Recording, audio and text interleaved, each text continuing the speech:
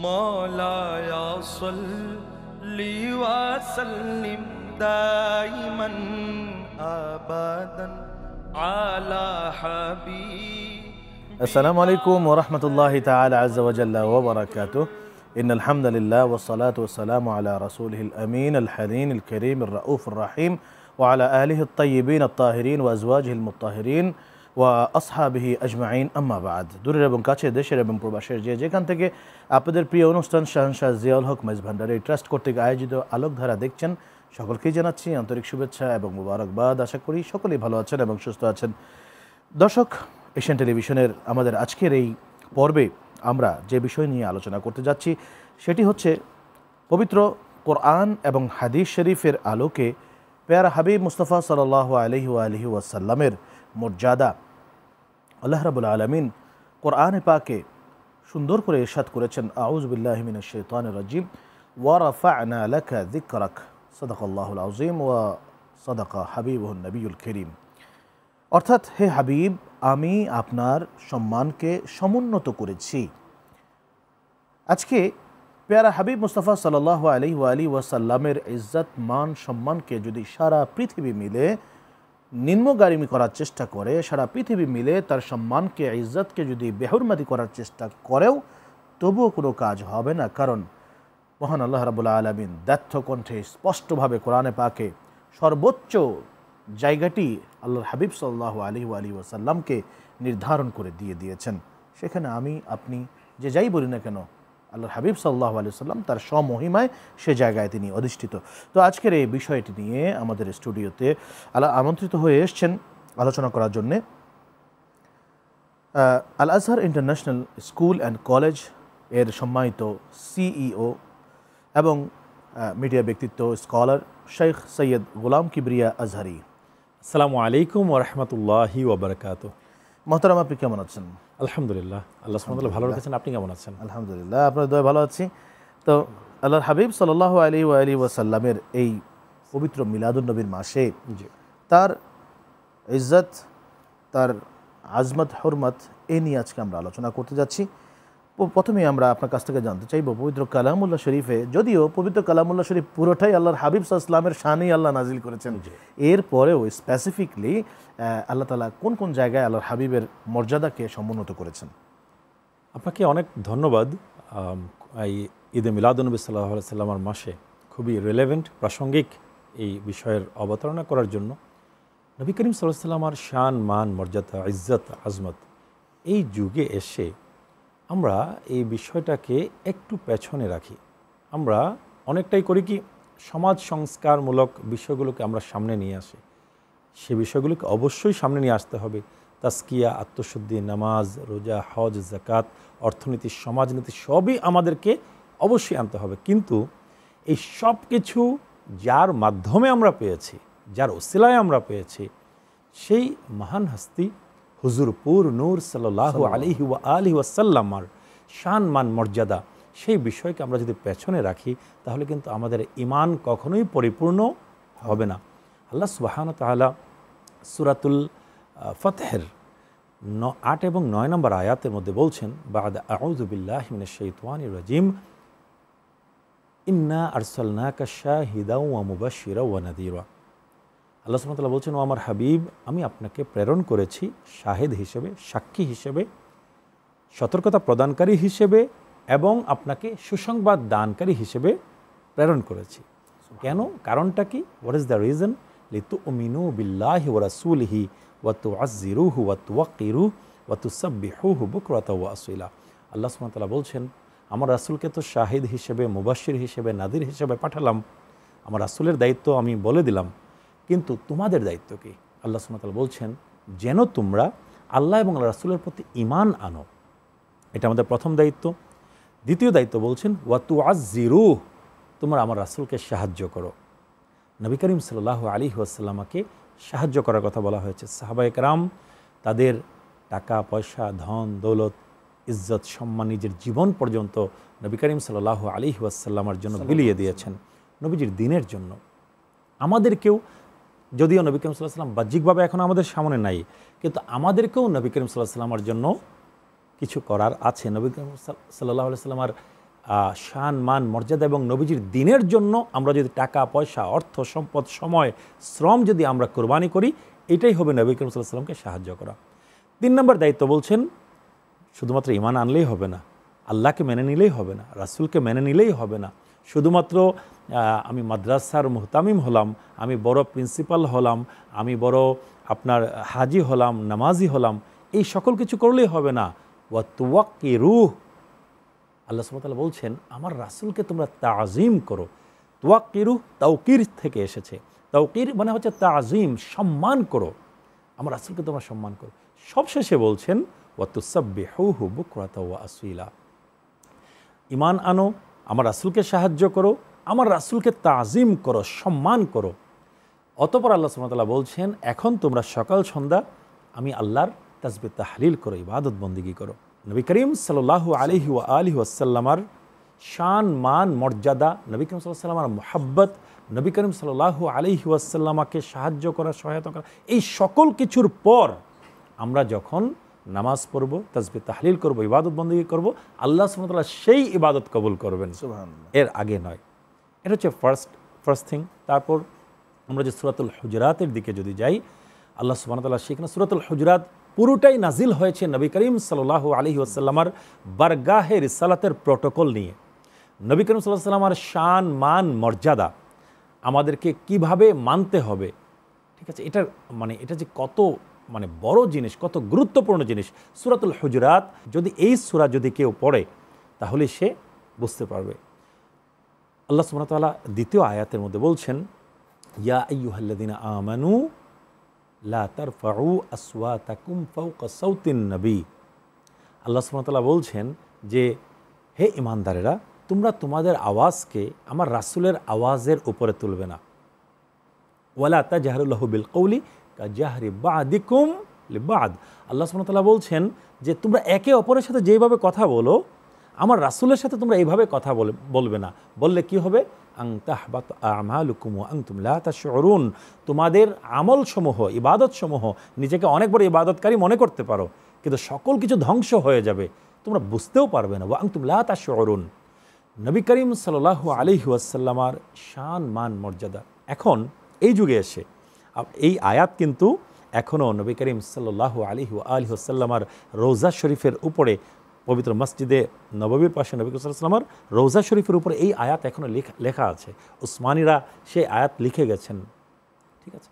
তো ইমাম মালিক রাহিমাহুল্লাহর সময়ে একজন আপনার বাদশাহ, সম্ভবত বাদশাহ মনসুর, আব্বাসী বাদশাহ, সে এসে তার সৈন্য সামন্ত নিয়ে উঁচু আওয়াজে কথা বলছিল নবী করিম সাল্লাল্লাহু আলাইহি ওয়াসাল্লামের রওজা পাকের সামনে। ইমাম মালিক রাহিমাহুল্লাহ তাকে ডেকে নিলেন পার্শ্বে নিয়ে বলেন, আপনি কি মনে করেন যে এখানে যিনি শুয়ে আছেন তিনি মারা গিয়েছেন? আমাদের আকীদা তো হচ্ছে নবী করিম সাল্লাল্লাহু আলাইহি ওয়াসাল্লাম হায়াতুন নবী, আন নবিয়্যুন হাইয়ুন ফি কবরিহি শরীফ ফি রওদাতিহি।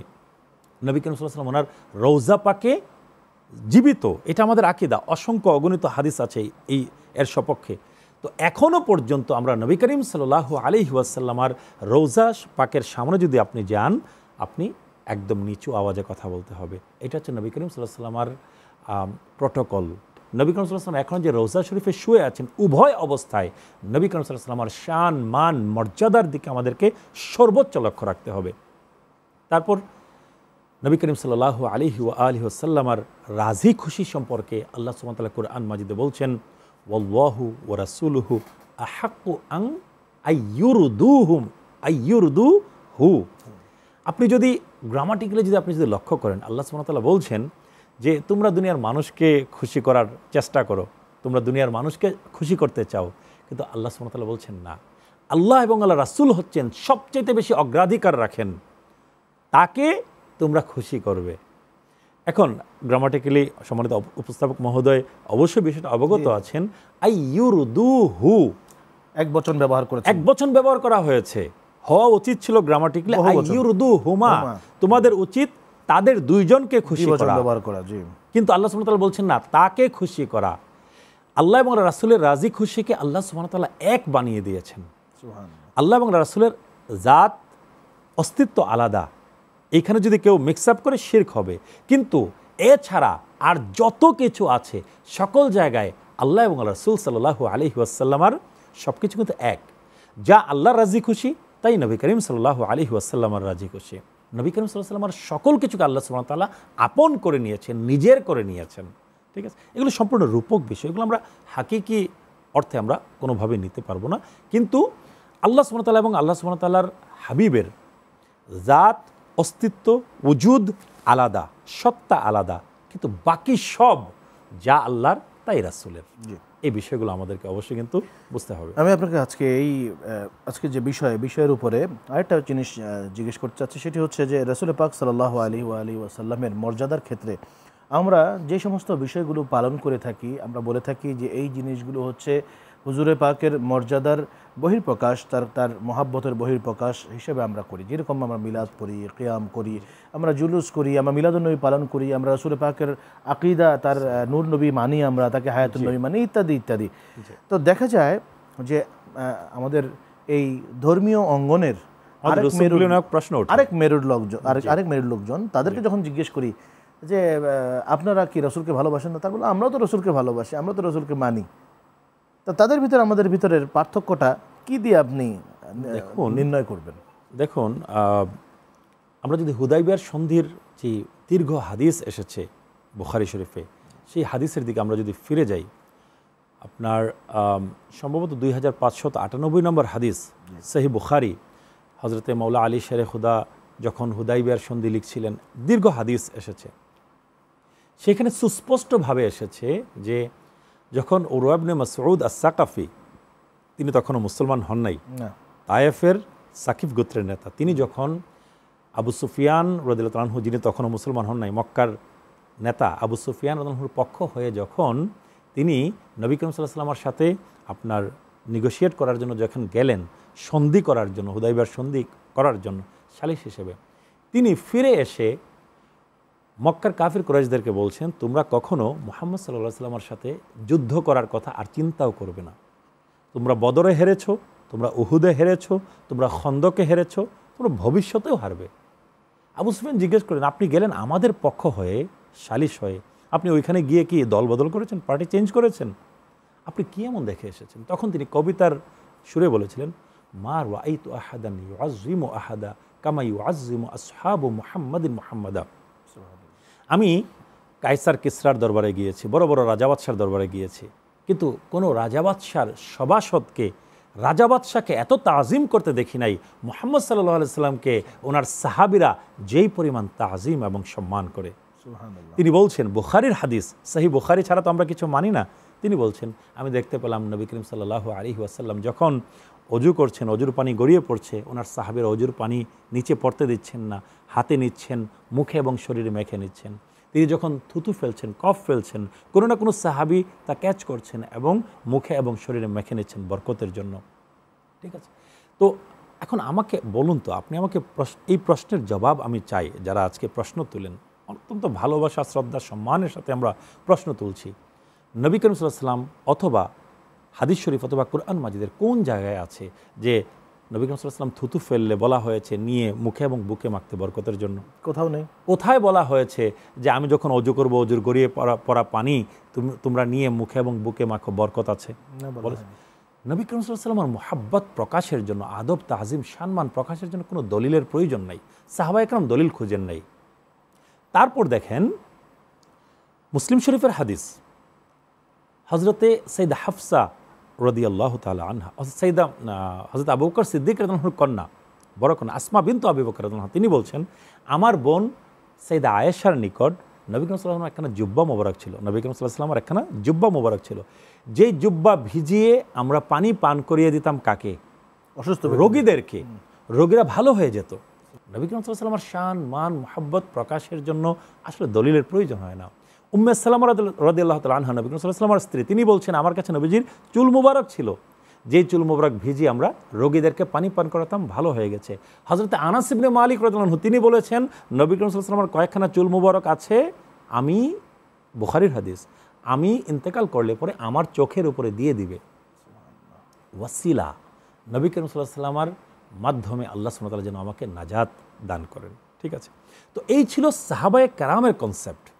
ঠিক আছে, এখন আমরা যদি সাহাবায়ে কেরামের কনসেপ্ট থেকে বের হয়ে আমরা যদি নতুন কনসেপ্ট যদি আমরা শুরু করি, সেটা কিন্তু কখনোই হয় না। ঈদে মিলাদুন্নবী সাল্লাল্লাহু আলাইহি ওয়া আলিহি সাল্লাম উদযাপন বলেন, অথবা আমরা র্যালি করি, জশ্নে জুলুস করি, সব কিছু আমরা কিন্তু বলছি না এটা ইবাদত, এটা আমাদের সাকাফত, এটা আমাদের সংস্কৃতি, ইসলামী সংস্কৃতির অংশ। এই বিষয়গুলো আমাদেরকে অবশ্যই ভালোবাসা, মহাব্বতের দৃষ্টিতে দেখতে হবে। কারণ কি, নবী করিম সাল্লাল্লাহু আলাইহি ওয়াসাল্লামের মহাব্বত হচ্ছে ঈমানের অন্যতম প্রধান শর্ত। আচ্ছা, সাহাবায়ে কেরাম রাদিয়াল্লাহু তাআলা আনহুম আজমাইন, আমরা তো আপনার কাছ থেকে দুটো তিনটা ঘটনা শুনলাম। এছাড়া সাহাবায়ে কেরাম রাদিয়াল্লাহু তাআলা আনহুম আজমাইন তারা আল্লাহর হাবিব সাল্লাল্লাহু আলাইহি ওয়া আলিহি ওয়াসাল্লামের মর্যাদার দিকে তারা কেমন দৃষ্টিপাত করতেন, কিভাবে তার মর্যাদাকে তারা রক্ষা করতেন? আমি আপনাকে এ বিষয়ে সহিহ বুখারীর ৬৪ নম্বর হাদিসের দিকে আপনার দৃষ্টিপাত করব। নবী করিম সাল্লাল্লাহু আলাইহি ওয়াসাল্লাম বসে আছেন, সাহাবায়ে কেরামকে দর্স দিচ্ছেন। এমন সময় তিনজন ব্যক্তি আসলেন। একজন ব্যক্তি নবী করিম সাল্লাল্লাহু আলাইহি ওয়াসাল্লামের যে মজলিস, সেই মজলিস থেকে চলে গেলেন। আরেকজন তিনি দূরেই এক জায়গায় বসে গেলেন। আরেকজন নবী করিম সাল্লাল্লাহু আলাইহি ওয়াসাল্লামের একদম কাছে এসে বসলেন। নবী করিম সাল্লাল্লাহু আলাইহি ওয়াসাল্লাম যখন মজলিস শেষ হয়ে গেল, সাহাবায়ে কেরামকে জিজ্ঞেস করলেন যে তিনজন মানুষ এসেছে, তিনটা কাজ করেছে, আমি কি তাদের অবস্থা বলবো না, অর্থাৎ তাদের ঈমানের অবস্থা বলবো না? একজন আমার মজলিস ছেড়ে চলে গিয়েছে, আমার মজলিস দেখেও চলে গিয়েছে, আ'রাদা আন্নি ফা আ'রাদাল্লাহু আনহু, সে আমার মজলিস ছেড়ে চলে গিয়েছে, আল্লাহ সুবহানাহু ওয়া তাআলা তাকে কি তার থেকে মুখ ফিরিয়ে দৃষ্টিপাত নিয়েছেন, করবেন না, মুখ ফিরিয়ে নেবেন। ঠিক আছে, হাসরের দিনে। আরেকজন, সে লজ্জা পেয়েছে যে আমার মজলিস ছেড়ে কিভাবে যায়, জায়গা কম, কিন্তু তারপরে সে একটু দূরে বসে গেছে। ঠিক আছে, আল্লাহ সুবহানাহু ওয়া তাআলা লজ্জাবোধ করবেন তাকে আযাব দিতে। আরেকজন একদম আমার কাছে এসে বসেছে।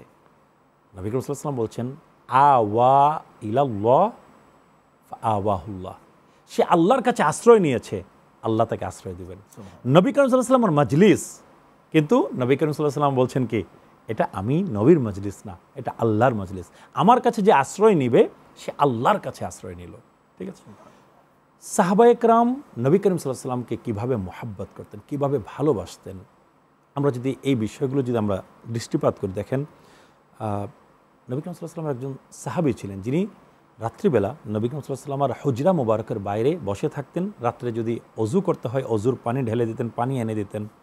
রবিয়া ইবনে কাব আল আনসারী রাদিয়াল্লাহু আনহু, যতটুকু আমার নাম মনে পড়ছে, ওই সাহাবী একদিন নবী করিম সাল্লাল্লাহু আলাইহি ওয়াসাল্লামের মহব্বতের সাগরে জজবা উঠল। মুসলিম শরীফের হাদিস, সহিহ সনদে এসছে। নবী করিম সাল্লাল্লাহু আলাইহি ওয়াসাল্লাম জিজ্ঞেস করলেন, সালিয়া রবিয়া, হে রবিয়া, তুমি আমার কাছে চাও। নবী করিম সাল্লাল্লাহু আলাইহি ওয়াসাল্লাম খেদমত করেছেন, এখন অ্যাওয়ার্ড দেওয়ার সময়, রিওয়ার্ড দেওয়ার সময়, পুরস্কার দেওয়ার সময়। নবী করিম সাল্লাল্লাহু আলাইহি ওয়াসাল্লাম বললেন, হে রবিয়া, তুমি চাও, আমার কাছে তুমি কি চাইবে? রবিয়া ইবনে কাব আল আনসারী রাদিয়াল্লাহু আনহু বললেন, আসআলুকা মুরাফাকাতাকা ফিল জান্নাহ, ইয়া রাসূলুল্লাহ, আমি আপনার কাছে টাকা পয়সা, অর্থ সম্পদ, ধন দৌলত, দুনিয়াবি কোনো কিছু চাই না, আমি চাই জান্নাতে আপনি নবীর সাথী হতে। সুবহানাল্লাহ। নবীজি বলেছেন, তুমি যা চাও পাবে। ফাআইন্নি আলা যালিকা বিকাসরাতিস সুজুদ, তুমি বেশি বেশি সাজদা করার মাধ্যমে আমি নবীকে সাহায্য করো। তুমি যা চেয়েছো পাবে, বেশি বেশি করে আল্লাহকে সাজদা করো, নামাজ পড়ো, আল্লাহর ইবাদত করো। মুসলিম শরীফের সহিহ হাদিস।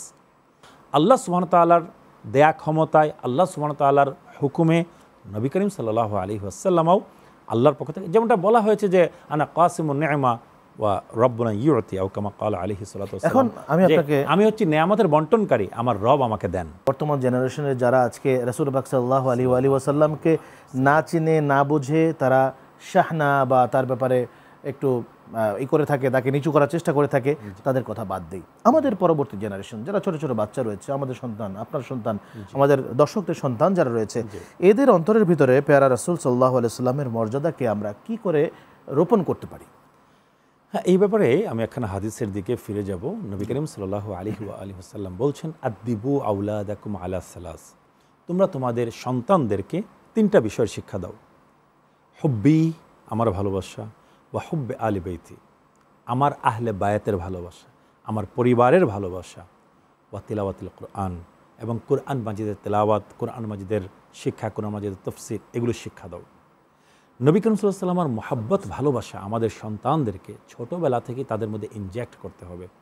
আদারওয়াইজ আমরা যদি বাচ্চারা যদি বড় হয়ে যায়, তারা যখন মাদ্দি পরিবেশে, এই ম্যাটেরিয়ালিস্টিক দুনিয়াতে যখন তারা যাবে, স্কুল কলেজ ইউনিভার্সিটিতে যাওয়ার পর বাচ্চাগুলো এখন আমাদের নাস্তিকতার দিকে চলে যাচ্ছে, উগ্র সেকুলারিজমের দিকে চলে যাচ্ছে, আপনার সমাজতন্ত্র, এই তন্ত্র, ওই তন্ত্র, কত ধরনের তন্ত্র আছে।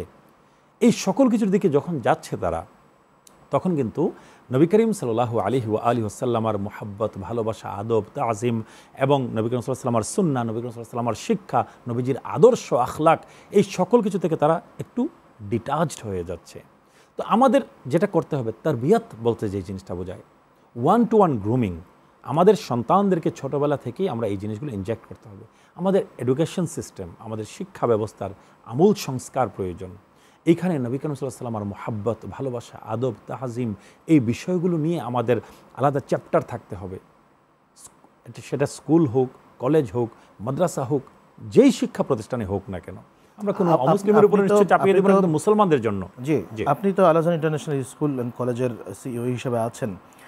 আপনি আপনার স্কুলের ছাত্রছাত্রীদেরকে যেইভাবে আল্লাহর হাবিব সাল্লাল্লাহু আলাইহি সাল্লামের মহাব্বত, তাজিমকে শিক্ষাদান করছেন, সিস্টেমটা একটু আমরা জানতে চাচ্ছি, যাতে করে আমাদের অনুষ্ঠানের মাধ্যমে আরও যারা শিক্ষক রয়েছেন, যারা বিভিন্ন প্রতিষ্ঠানের প্রধান রয়েছেন, তারা যেন এটাকে অ্যাপ্লাই করতে পারেন, কারণ এটা তাদের দায়িত্ব। তারা যদি আজকে বাচ্চাদেরকে সুপথে না নিয়ে এসে, আল্লাহর হাবিবের রাস্তায় না নিয়ে এসে ছেড়ে দিয়ে তারা যদি নাস্তিক হয়, তারা যদি বেদিন হয়ে যায়, এগুলো সবগুলো দায়িত্ব কিন্তু এই শিক্ষকদের নিতে হবে।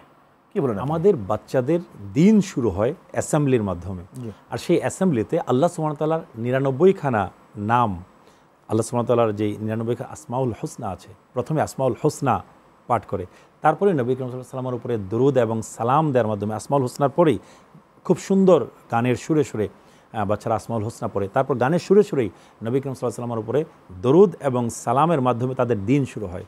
আমাদের স্কুলের বাচ্চাদের, সেটা বনশ্রী স্কুলে, উত্তরা স্কুলে, সব জায়গায়, আলহামদুলিল্লাহ।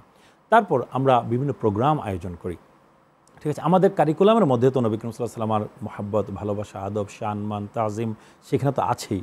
এছাড়াও আমরা বিভিন্ন প্রোগ্রামের আয়োজন করি, বিশেষ করে রবিউল আউয়াল মাসে, ঠিক আছে। আমরা নবী করিম সাল্লাল্লাহু আলাইহি ওয়াসাল্লামের শান, মান, মর্যাদা সম্পর্কে তাদেরকে বোঝানোর জন্য, নবী করিম সাল্লাল্লাহু আলাইহি ওয়াসাল্লামের ভালোবাসা, নবীজির আখলাক, চরিত্র, নবীজির আদর্শ, এই সকল কিছু বোঝানোর জন্য আমরা প্রোগ্রামের আয়োজন করি, ঠিক আছে। আমরা সাপ্তাহিক প্রোগ্রাম করি, মাসিক প্রোগ্রাম করি। সেই প্রোগ্রামগুলোতেও আল্লাহ এবং রাসূল সাল্লাল্লাহু আলাইহি ওয়াসাল্লামের মুহাব্বত, ভালোবাসা, আদব, তাহজিম, আখলাক, এই বিষয়গুলো আমরা শিক্ষা দিয়ে থাকি। এইভাবে আমরা বাচ্চাদেরকে গ্রুম করার আল্লাহর রহমতে আমরা চেষ্টা করে থাকি। আসলে আমাদের বাংলাদেশের শিক্ষা ব্যবস্থাগুলোতে যদি এই রকমভাবে আমাদের প্রত্যেকটা বাচ্চাকে যদি আমরা নিরলসভাবে আল্লাহর হাবিব সাল্লাল্লাহু আলাইহি ওয়াসাল্লামকে চিনাতে পারতাম, তার সাথে পরিচয় করিয়ে দিতে পারতাম, এই বাচ্চাগুলো কিন্তু বড় হলে এক একজন আল্লাহর ওলি হয়ে যেত। তারা বেলায়েতের দরজা পেত, আল্লাহ তাআলা বাদবাকিটা জানেন, কিন্তু আমরা আশা করছি যে তারা বেলায়েতের দরজা পেত। এবং যখন একটা জাতির মেরুদণ্ড শিক্ষিত হয় এবং তার সাথে আল্লাহ রসুলের হব্বে, রসুল হব্বে খোদা থাকে, তখন সেই জাতি কোনো দিন আরেকজনের সাথে কোনো অন্যায় করতে পারে না, আরেকজনের বাড়ি ভাঙতে পারে না, আরেকজনের বাড়ি গাড়ি জ্বালাতে পারে না, উশৃঙ্খলতা তারা পরিত্যাগ করতে পারে। তো আমাদের হাতে খুব সময়, আমরা প্রায় শেষের দিকে চলে এসেছি। প্রিয় দর্শক, আমরা এতক্ষণ যাবৎ পবিত্র আল কোরআন এবং হাদিসের আলোকে প্রিয় নবীজি সাল্লাল্লাহু আলাইহি ওয়াসাল্লামের মর্যাদার উপরে অত্যন্ত গুরুত্বপূর্ণ আলোচনা শুনলাম শেখ গোলাম কিবরিয়া আজহারি ভাইয়ের মুখ থেকে।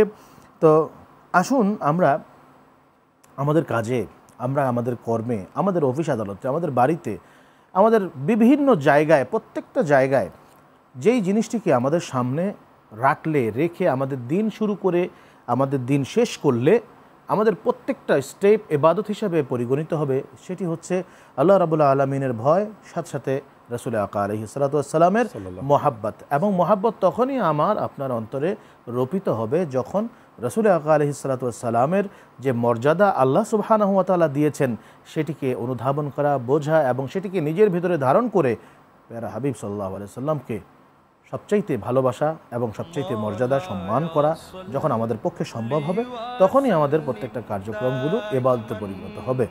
তো আল্লাহ রাব্বুল আলামিন যেন আমাদের প্রত্যেককে আশিকে রসুল, আশিকে হাবিব, আশিকে আহলে বাইত হওয়ার তৌফিক দান করে দেন, আমিন। সেই কামনা করে আজকের এই অনুষ্ঠান এখানে শেষ করছি। ভালো থাকবেন। আসসালামু আলাইকুম ওয়া রাহমাতুল্লাহি ওয়া বারাকাতুহু। মুহাম্মাদুন সাইয়্যিদুল কাওনাইন ওয়া সাকালাইন,